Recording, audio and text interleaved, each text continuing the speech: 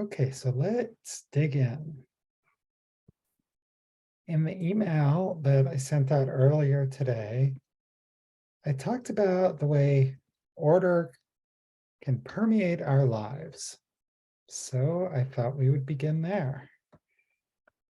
How does order permeate our lives, or does it? Does that seem like an overstatement to you?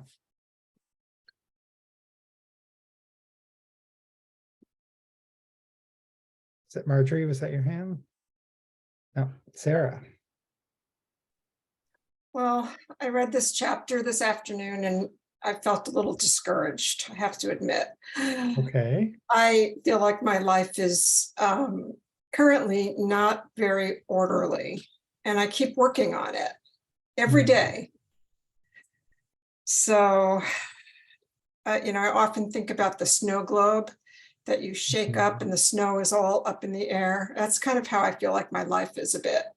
Mm. And just when I was reviewing the chapter, there were a lot of things in there that I felt like I don't have order with a lot of things. I can straighten everything up, and then by a few hours later or by the evening, it's like this tornado hit it.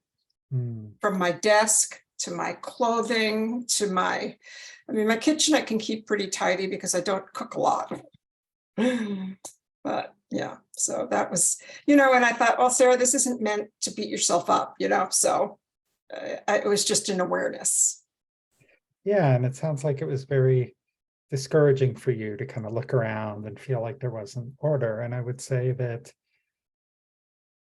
that's a good illustration how issues of order really can touch our lives in so many different ways. And I hope today that we can help give you a little piece and maybe some ideas. And sometimes there may be an underlying, and this is true just in general, sometimes we may think that it's one soul trait which is the issue, but that's the symptom, and there's something else underneath. Oh yeah, I know what's underneath. Yeah, and so when that's the case, we can give ourselves a break too. Hi, Sue. Yeah. Welcome. Yeah, it's not, there is order. It's just, I guess it's that continuum, Yeah. and I would like it to move more towards orderly. Yes. Well, good. Well, I hope we have some things here which can help with that today. Joanne. Hi. Yeah, I was discussing this with a friend and saying, have you read Marie Kondo? Because she's like the getting your act together lady.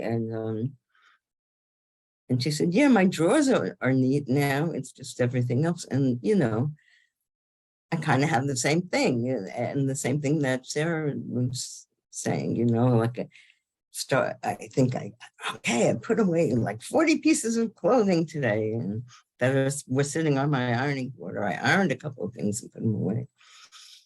And then, it's like the next minute, it's like chaos. Or I strip my bed to do the laundry, so I have to take all the books and the papers and letters, and I try to put them in neat piles now. And I also have a container for books that I like to have on my bed, but it gets out of hand. It always does. And I think that's part of life, like I think chaos is like wants to take over our lives every minute it can. And it's a constant struggle. Okay. Yeah, this is hard. And I guess I would say I'm wondering what is the right bar to set for ourselves? Do we need to be as organized as Marie Kondo, where my wife read their books, we watched the Netflix shows? I've definitely taken some inspiration from that. And, she empties out her purse at the end of every day and thanks every item and, reorganizes it. And so is that the bar we want to set for ourselves? And that's not necessarily where we need to get to. Marjorie, and then Karen, and then Martin, and then Sue. Am I? There I am. Okay, so for me, I think you just kind of touched on this a little, Greg. For me, I question, is it really that necessary in my environment to be hyper organized? If I'm comfortable, as long as, definitely not a hoarder, and when I recognize that, then I would act on it. But how am I okay? I have to be okay with what my environment looks like. And how much will I tolerate? The other thing for me with organization, though, that has really become important to me is the organization of our natural world and how we are disrupting that. And I think there's just this domino effect of what's happening in our environment. And I see there's, every realm has organization. And when you start disrupting it, what's going to happen? So that's a bigger focus for me. Yeah, I'm okay. I take out the garbage, when it's full. I recycle when it's full. It looks all right. I maybe I have a higher level of tolerance for myself. As my mom would say, don't be a stunk. If anybody knows Yiddish and knows the word stunk, you got to pick up your dirty socks and your dirty underwear and make your bed. I get that done. That is all. Thank you, Marjorie. That's You're great. welcome. It kind of reminds me of sort of what you're saying kind of dovetails with what we were talking about with gratitude. We can also practice gratitude. It's like, well, I picked up my dirty socks and dirty underwear and made my bed, and I can be grateful for that, and recognizing all the things we are doing and not necessarily focusing on, all of the areas or some area where we wish we were doing more. Karen. So I think permeate is a really interesting word here. For some people I know, when I'm in their presence, everything about them screams organization. The way they're dressed, the way they move, the way they are prompt, the way their offices and their homes are organized. And for me, order is a concept that I have to bring into my life. And I have learned over time to bring it in where it's helpful, but it stays there. Wherever I use it, it stays. Once I learn it, I'm good there, but it definitely does not permeate. It does not spread through my life. And I guess I'm okay with that. Yeah, thank you, Karen. Sounds like a very mindful approach towards bringing order in kind of one piece at a time, which makes a lot of sense. So we have Martin and then Sue and then Joanne. All right, thanks, Greg. Someone mentioned chaos. Are we talking about chaos or disorder? Well, I would say we're talking about the whole spectrum of order, Okay. which is from sort of chaos to, we'll see in a second, hyper rigidity. Okay. So maybe we could also say issues of order kind of permeate the world is another way to think about it. So my desk, I would say it looks disorderly, but I know where everything is. When a client calls, I know exactly what pile belongs to them. So I guess my office, I'd say it looks disorderly, but I feel it's a very organized disorder. So so me, I guess to me, disorder actually to me would be an overblown concern. And because the way I put it is that if it looks too disorderly, well, who's in charge? Well, I'm in charge of that order in my house. So if there's no harm, then to me it becomes a non-issue. So good.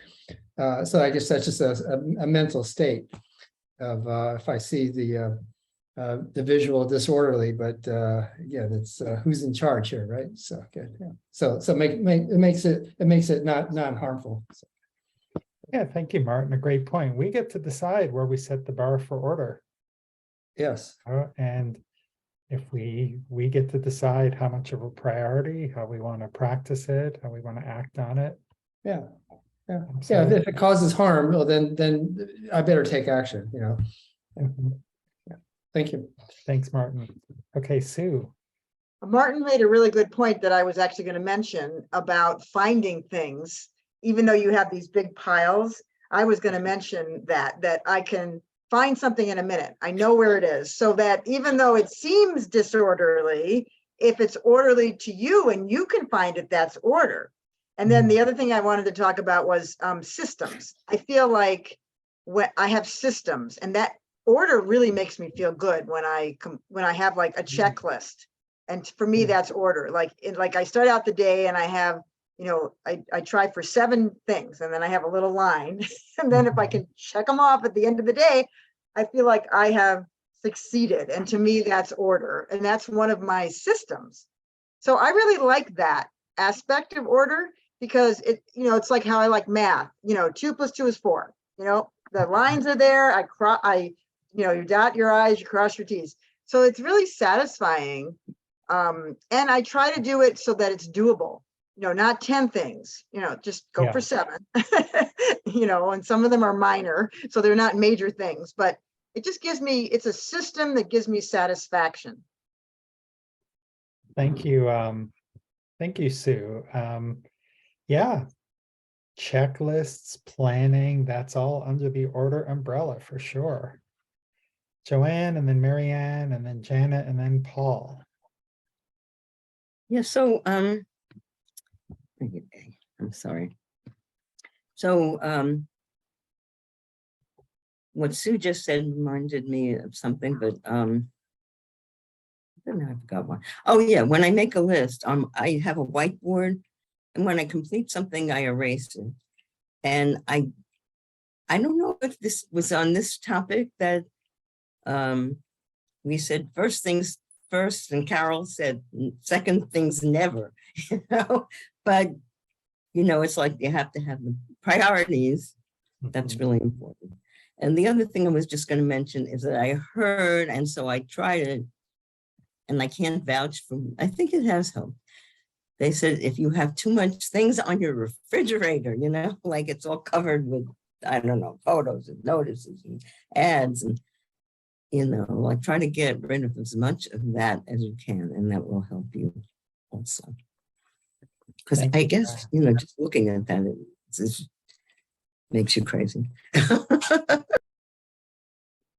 I was thinking about missing Carol a little bit today, so thank you for bringing her up. She had such a great sense of humor. Marianne. Well, what I'm going to say kind of relates to what Joanne said, but stop me, Greg, if this is not appropriate.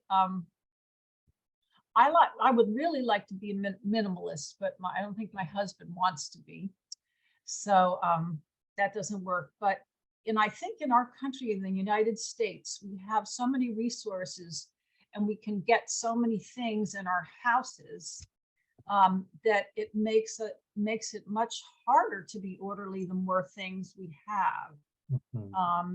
So I wonder if we have more of an issue than someone who doesn't have the resources we have. I hope that wasn't inappropriate. No, I think it's part of our culture is to get stuff. There's billions spent on advertising suggesting we should get stuff, and more stuff is harder to keep in its place. And we had a decluttering person come, and she was talking about, do you want to keep things? Do you want to not keep things? And she said, and if you keep something, you're also investing in its maintenance. Like you have to have an investment in keeping it in its proper place.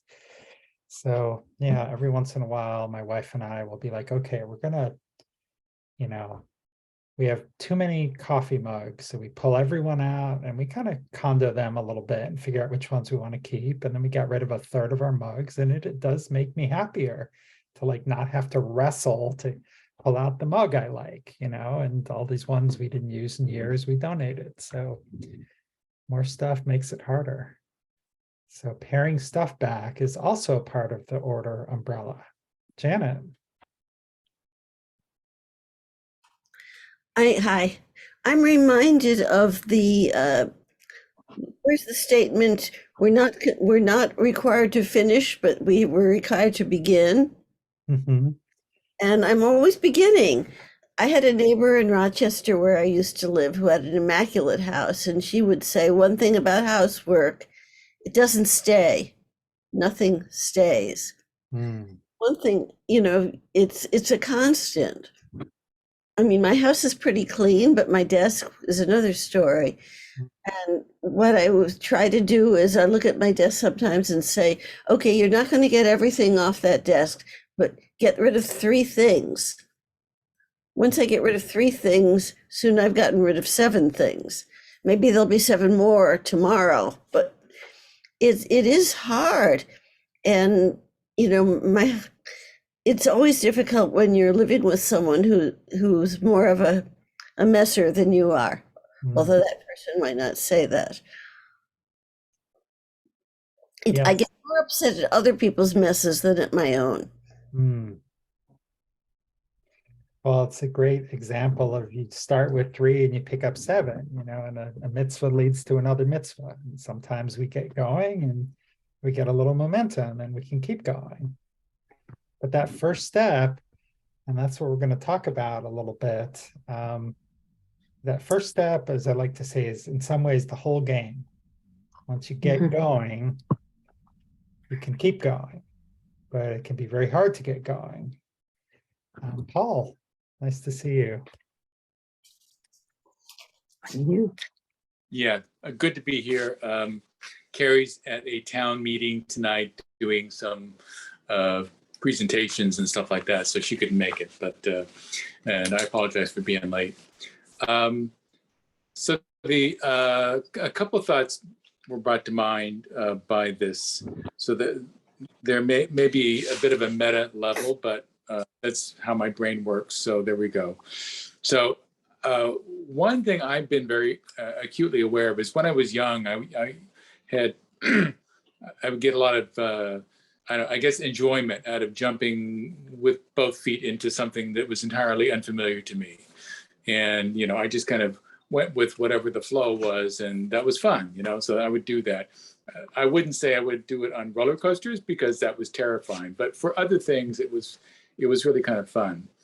But as I get older and I have more of an idea about how I like to have things, then I'm aware that exposing myself to other people's sense of order can feel like I'm exposing myself to chaos, because I have to understand, well, this is how I think of things being orderly.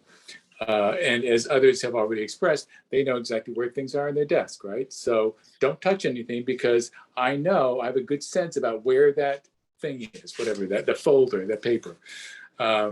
But having somebody else's sense of order sort of collide with mine is something I need to be aware of as being something I'm exposing myself to what feels like chaos, because I don't understand it at first. So that's sort of an interesting, for me, way of looking at the spectrum of chaos and order, highly ordered. The other is, one thing I've been working on a lot recently is there's a sense of having order as in process, as opposed to order as in structure or architecture. So for me, the order and process is attempting to adhere to a regular pace of working out, of doing other things that are good for maintaining my sanity. And it could be meditating, could be writing, journaling, whatever it is.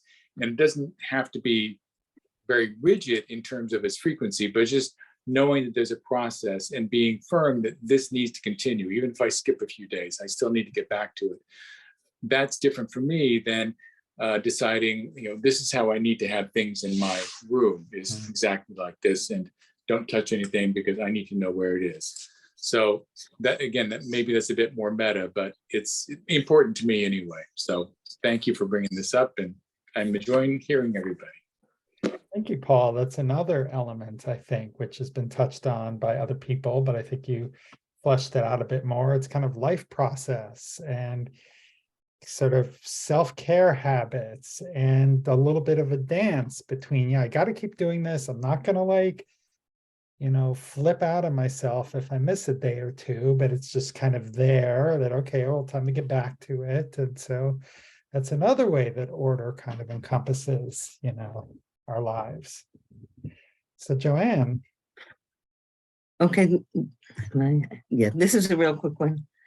I believe in the footnote, the first paragraph of Hallel, where it says that it says something about a barren woman being the mother of children, or the happy mother of children, and sort of relates to what Janet said. It's like when you have a child, you have someone to blame the mess on. Whereas it's just you at home all day, there ain't nobody else to blame. I mean, I had a cat, she messed some things up, but most of the messing I know that I do. Thank you. And I have no one else to shift the blame to.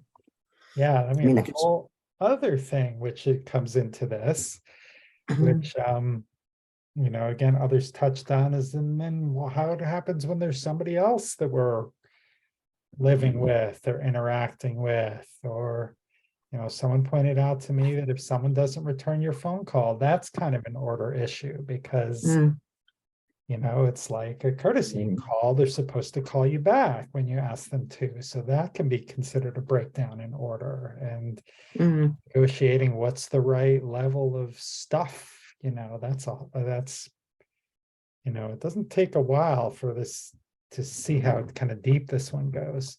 Sarah, did I see your hand again? It's sort of what Paula was saying. I think a lot about structure, and I really like when I get on a routine and I practice certain things, like say going to a certain exercise class. And there's been periods of time in my life where I've been super rigid with that. And then sometimes when I become aware of that, I think, well, is this serving me? And then I might back off. But I find that I really do need the structure, and besides for just exercise, it's with, journaling or, just cooking, preparing meals in advance, making sure I have healthy food, washing those vegetables in advance so that when it's time, when I'm hungry, I'll have something to fix. And when a lot of stuff has fallen by the wayside, and it's just like chaos, and so now I'm trying to reestablish routines. And I think COVID has, affected all of us. Yeah. And, I used to have a lot of more regular, meetings I'd go to and exercise and et cetera, and people I would see, and just all of that was taken away. So it's been very disorderly. It's had a huge impact, not to mention that we're going through this divorce, that's major. So yeah. Well, thank you, Sarah. And it's it's really helpful to kind of look at the big picture. Order is a lot more than the pile of papers. And even the pile of papers, if you're Martin, is orderly because he can find any paper that he wants in there.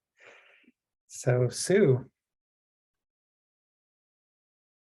I just wanted to echo really what Sarah said. That's just so important to the structure, and I never thought of that as order, but especially it took, I think, 15, 16 months before I could go back to my health club, on a regular basis, and how crazy that was that I couldn't do that. And it just really upset my life. I tried to find another way of doing that, which I did, but it wasn't the same. And I think that's a huge aspect that I never really thought of as order, but the routines and the things that we do on a daily basis. So.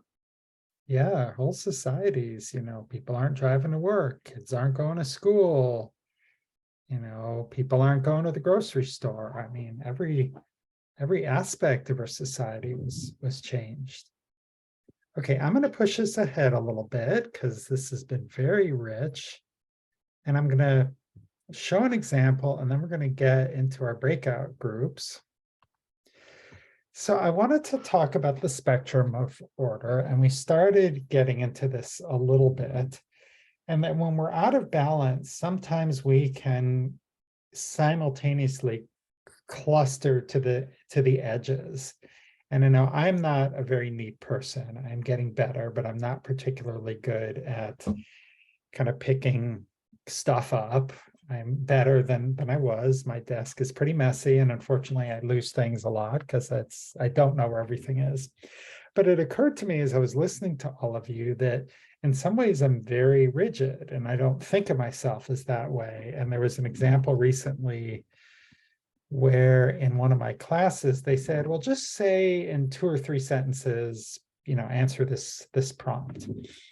And I realized I counted the number of sentences every person said. And someone said 7 sentences. And I'm like, come on, thinking to myself, come on, man, which part of 2 and 3 was unclear? And that's a hyper attentiveness to order. It's like, what's the big deal? It's just people, so that's kind of, in that kind of setting, that's a way. So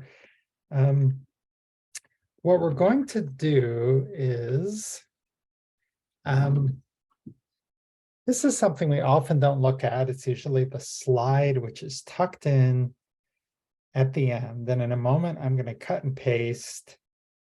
These are kind of 10 ideas that you could potentially do to practice order. And when we go into the breakout groups, maybe talk about how might you practice order in the coming week? What is one small thing that you could do? And maybe even talk about a plan. We talked about planning. So when would you do this? Would you put it on the calendar? So trying to really make it a very specific and doable and small change, not every day I'm going to sort the mail the second it comes in and then write any checks that need to be written, and something which is just too big, to kind of too big a jump. So does that kind of make sense what I'm talking about? I'm gonna, let's see, somewhere in here are the breakout rooms. There they are.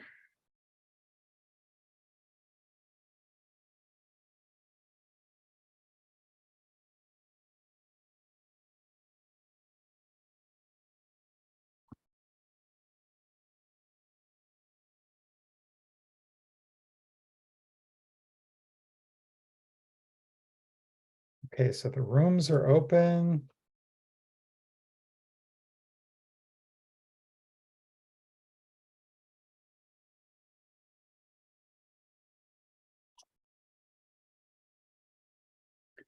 Hey everyone, welcome back. So I give a nice long time. This is a juicy topic and everyone seemed to really be into it. So I'm curious, did anyone kind of come up with, would like to share kind of what their plan is or how they're going to practice order in the coming week?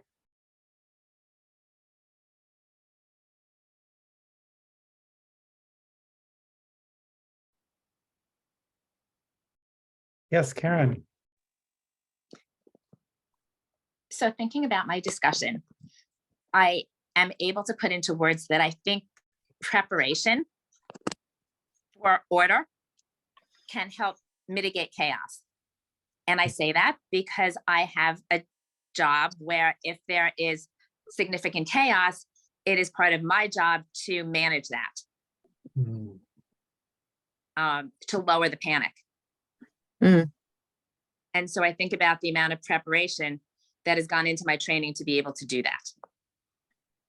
And that preparation has a lot to do with the order of how things work and what job belongs to whom and how we respond when other professionals are being called in. Great, thank you. Yeah, preparation, that's a big piece of the puzzle too. Splitting job responsibilities. responding to crisis, all issues or chaos or crisis with a small c. Thank you, Karen. Joanne. Yeah, so actually I was going to ask you that you had put up a list of like 10 things, but is that in your book? It was Yes. like first things first, and I think the last thing was, call one person every day and unsubscribe 10 emails. So I wrote that one down because I think I'd done it at times, but I need to do it again. And I think I have made progress, definitely. Though the other two people, I don't know, seem more at home with their whatever order, chaos, whatever their arrangements. But I'm still, I think one of the main things I do now is I throw out mail immediately, junk mail, mail I'm not going to answer. The problem is the mail that I put aside to answer, that becomes, a pile. But tomorrow's Friday, so I'll make at least one charitable contribution, and maybe online, and then we can get rid of those till next week because they keep coming in. But now I want to unsubscribe all the political junk because they're still going at it. Yeah. It was overwhelming. Thanks. Yeah. Thank you, Joanne. Yeah, I think the one thing maybe like calling people I may have added as part of like early in the pandemic to the list, but everything else is right out of the chapter. Paul. So I started a class this week. It's a 4-week class, and it's called Mindful Productivity. And Sarah and I were talking about kind of different things, but this is what I was aware of for me in terms of how I was looking to find order. And the idea behind the class is to really use mindful techniques to figure out what is it that is getting in the way of me being productive, but not being like slavishly productive where like I can say that I'm just 90% productive in the entire 8 hours or 10 hours of a day. Is more like, what is it that really is my pattern? What is my process where I can be productive in the way that makes sense? So for me, that's what I'm going to be working on, is that class. And that's continuing. I'll have another meeting on Monday where I'll be, I will have submitted some information about some of I took field notes for 24 hours to sort of figure out kind of what's going on in my head during the day as I try and get things done. So anyway, that's where I'm going. Thank you, Paul. And another great example of the soul trait you need, showing up at just the right time. Would anyone else care to share something, any insights, something from their discussion that interested them, something they're going to work on? Yeah, Sue. Okay, did I unmute? Yeah. You did. Sorry, I've been out of Zoom for a while. Okay, so one thing when we talked was I'm sitting here with the computer and I have all these like slips of paper, like it's such clutter. And I've been involved in a number of different projects lately, and it's putting me into chaos. So to get back the order, something concrete I'm going to do is I have this thing called Maintenance Monday. Monday, I have a list of 5 things. I'm going to add to that list the 6th item and just try to work on the papers on my desk. And so I think that would be helpful to get me back, because I just have, that just feels chaotic. And then the other thing I thought of when we were talking, which I didn't talk in the small group, but I thought this might be a good idea.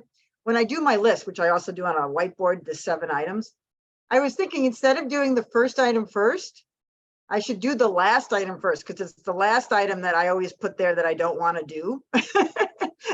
and I thought of that as we were, what was that quote about the first one and the second one you never get to or something? And I thought, maybe I should work backwards up. It doesn't sound very orderly, but I don't know. That was just a thought I had. Well, That's a really interesting idea. And the purpose of this is for us to look at our own lives and look at our habits. And sometimes it's really healthy to shake things up, you know? And like, I'm going to start at the back of the list and see what happens. And so why not?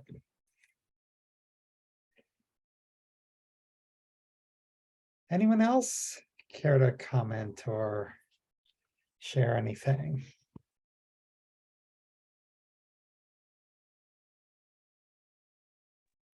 Marjorie, was that your hand? Yeah, it was. All right. Okay, so let's see here. What am I doing? Full screen. Okay. So there was a couple points that were discussed. And one that I liked was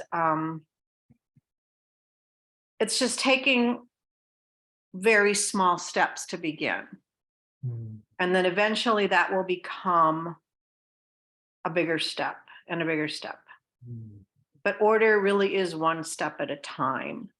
And then for a really large picture, you do need more order. And then for smaller, less important things, you probably don't need as much order. So I think there's also a continuum of how much order do I really need for which project. I have to decide, what is my priority and how much do I want to invest in it? Yeah, I love that example. What is my priority? Setting priorities. That's the word we haven't talked about today, but that's also under the order umbrella. And yeah, I put all the soups on the same shelf. Do I need to alphabetize the soups? Do I need to? Soups? Are you saying the soups? Yeah, like cans of soup, I'm just like, oh my God. Right. So, whoa. Right. I don't do that, but I'm just saying, like, hypothetically, it's like, again, to quote Martin, we get to decide what's important to us. And for some of us, just having the cans on the same shelf clustered, that's good enough. Other people might want things alphabetized or organized in some other way. Sue, I saw your hand, and then Janet. I just had to leap in there when you talked about soups. I was over at lunch at a friend's and she showed me how her husband alphabetizes the spices. And there are like 100 of them up in a thing, and she's showing me. And I just said to her, well, what if you take one out and you put it in the wrong place? What is he going to do? It it sort of bothered me, I guess. I don't know. Yeah, we all, without casting judgment for or against this, but there are a lot of different ways to organize the kitchen and what's important to people. Janet. Let's see, where am I? Am I muted? No. You are not muted. We can hear you. My brother lived with us for about 5 years, and we alphabetize loosely the spices. Although I put on the side that I use most often, the cinnamon, and one of the curries that I use most often, or where I can always find them. But my brother did not put the spices back in any kind of order, and he didn't understand why that was important. Well, I cook. And if the za'atar is in the front with the allspice, it's going to be a problem for me. Right.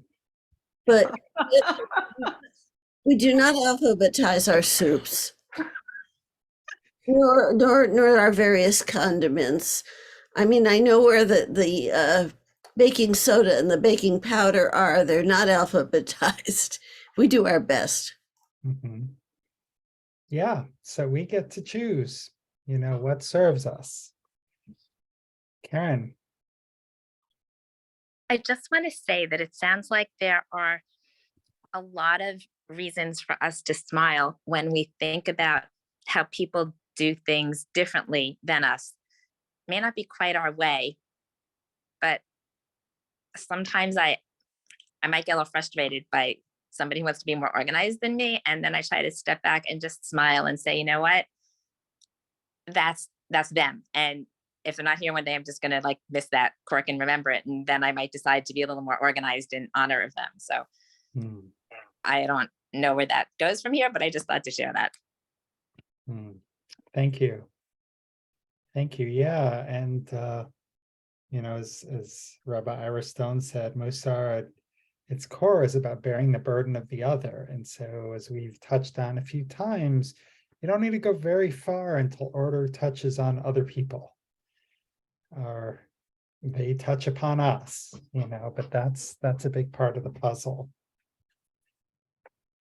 Well, okay, friends, let's settle in for our closing meditation. Just can relax and close your eyes. Taking a deep breath through the nose and a nice leisurely exhale.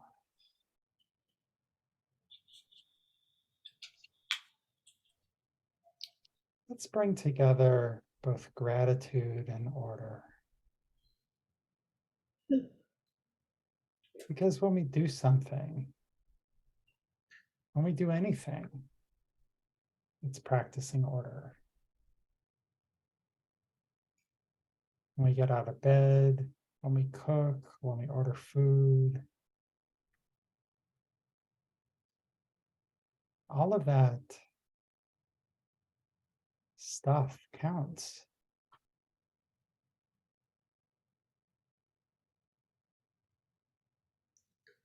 Notice the light shining, filtering through your eyelids.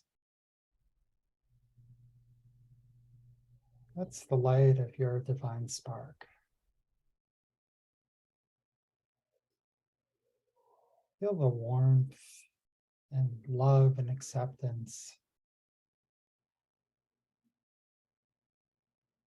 of you for who you are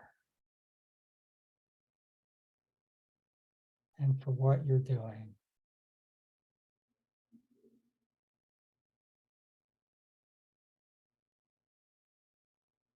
Join that feeling from the spark and accepting who you are and what you're doing. Feel gratitude for those things that you do, for getting up, for getting dressed,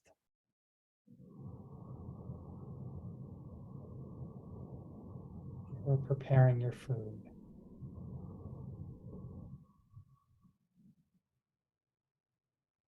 That's enough.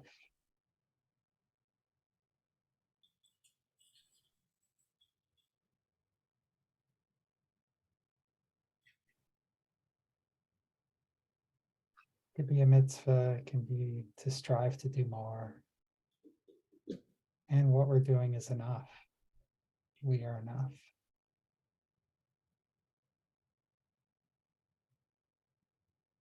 Allow that feeling of enoughness to just settle into your bones,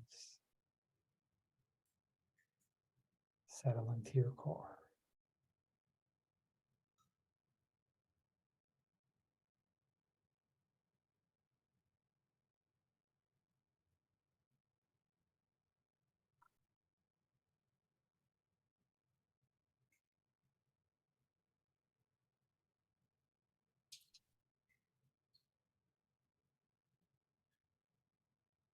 And when you're ready, you may open your eyes.